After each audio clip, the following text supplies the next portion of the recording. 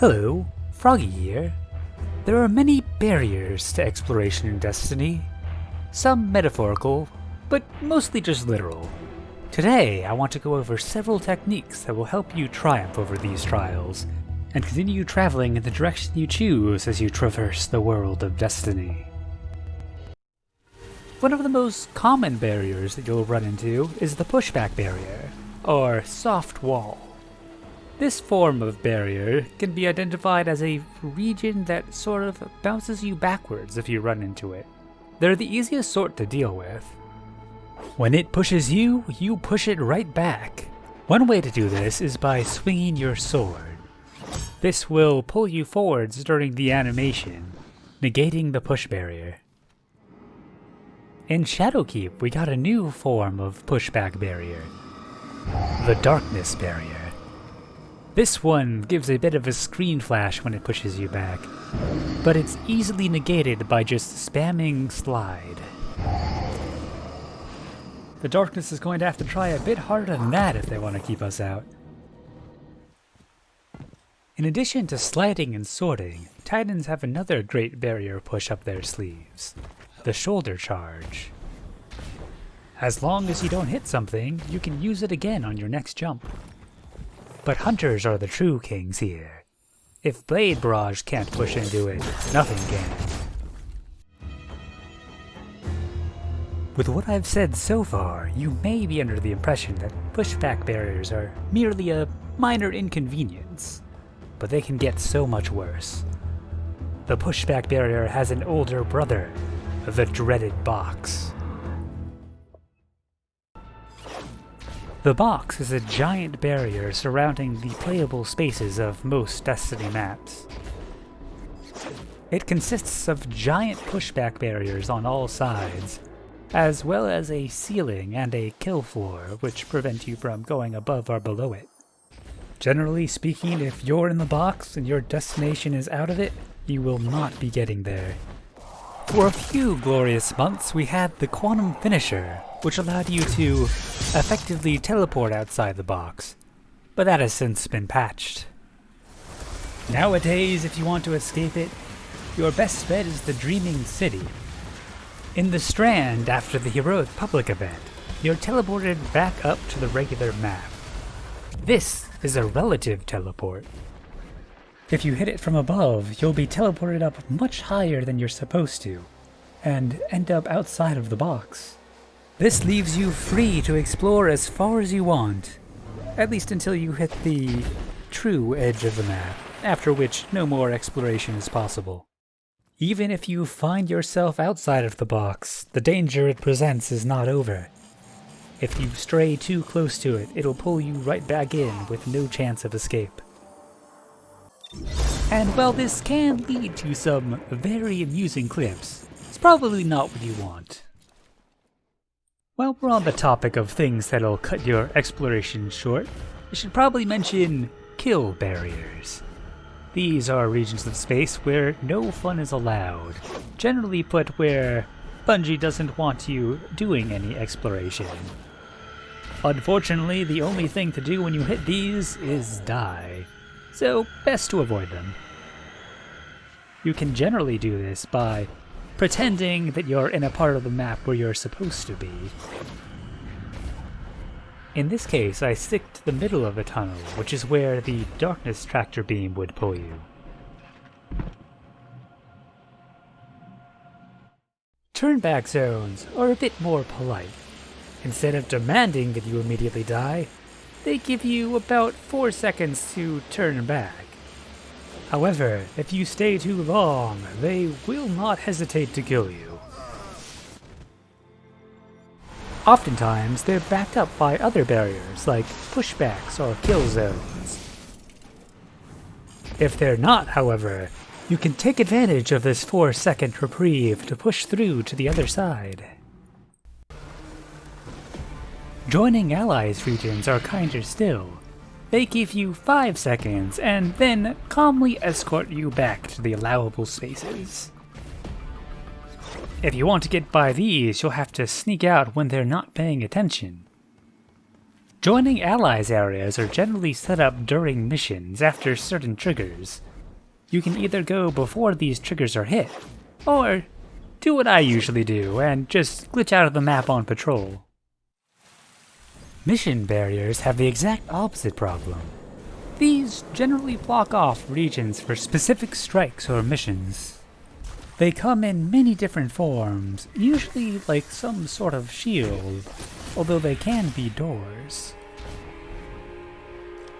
They aren't part of the normal map geometry, so if you shoot one, it won't leave a bullet mark. They spawn in shortly after you hit the load zone. If possible, you'll want to just go around them.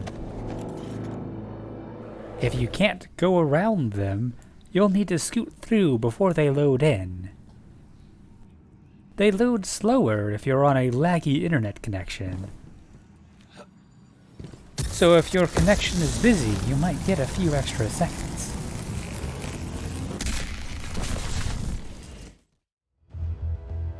We're in the home stretch now. Only 3 more barriers to cover, but they're the trickiest of them all. The Invisible Wall, the Intangible Wall, and a wall so formidable it combines the traits of both of those. The Perfectly Normal Wall. Invisible walls are a sort of hard barrier, invisible to the eye, but not to the face. In Destiny 2, these are often the backside of regular walls that you can't see because the surfaces have been culled. Generally speaking, you'll want to walk around them if possible. But sometimes, invisible walls have invisible holes. To find these, you'll probably want to throw things through them. Personally, I like using fighting lion shots since they'll bounce around. And I tend to have one of those on me anyways. Intangible walls are just the opposite. Visible to the eye, but invisible to the face. These act just like regular walls to bullets and projectiles. However, you can pass right through them. As far as I know, there's no way to detect these other than throwing yourself against the wall and seeing what doesn't stick. That just leaves the normal wall. Like the Intangible Wall, you can see it, and it stops bullets. But like the Invisible Wall, it stops you as well. For something combining the traits of 2 of the most difficult types of barriers, how can we hope to triumph? As with many of the other barriers, the best way to get past them is to just go around, or through a hole. But how do you find a hole? No one cares. Let me explain. In Destiny, there are many corners and back areas that no one ever really goes to, and no one would really care if you cut some corners when putting them together. And if there's a hole in the corner, we can go through it. But what if the hole's too small? That's where sparrows come in. When you dismount a sparrow, you have a much smaller hitbox. So if there's a small crack in the wall, or a grate or something, you can dismount straight through it. Here we can see Bachmanetti doing the same sort of thing. As you can see, he gets off his sparrow and goes straight through the door. That particular spot has another oddity to it. It just so happens that for some reason there's a load zone right on the other side of this door. But we'll get more to sparrows and load zones in a bit. In the meantime, the Sparrow Breach. Turns out you don't actually need a hole to get through things on a sparrow. Just wedge yourself somewhere tight and dismount. If you take some damage, you're probably almost doing it right. If the game can't figure out where it should put you, it'll end up putting you straight through the ground. It can be pretty handy for those hard-to-reach locations. You may sometimes end up having to do multiple Sparrow Breaches. This one is a bit easier to do because the area is a bit flatter and thinner. The more wedged in you can get, the easier the Sparrow Breach will be.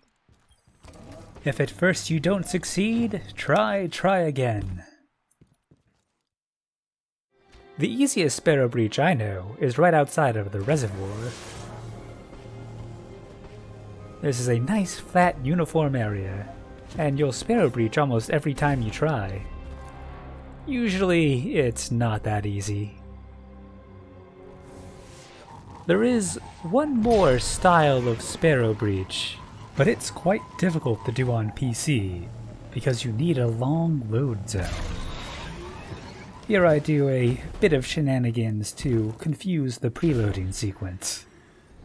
If you dismount your Sparrow just before a long load, the animation will continue into the load itself, and there is no bounds checking, so if you do it just right, you'll end up out of the map. Kind of like I do here, except I think I somehow did it right before the load zone, so I'm not quite sure how this one happened, but it would look kind of like that.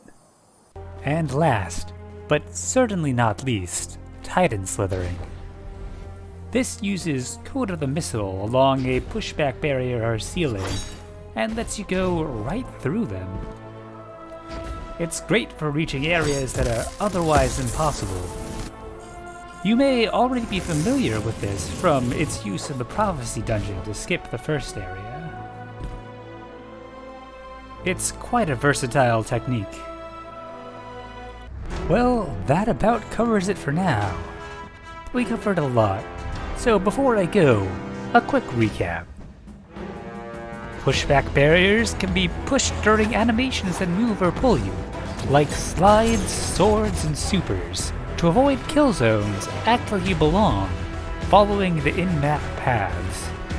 Turn-back zones can be pushed through if you're lucky. Avoid missions to evade joining allies. Mission barriers can be beat with speed. And walls often have holes where no one cares to look.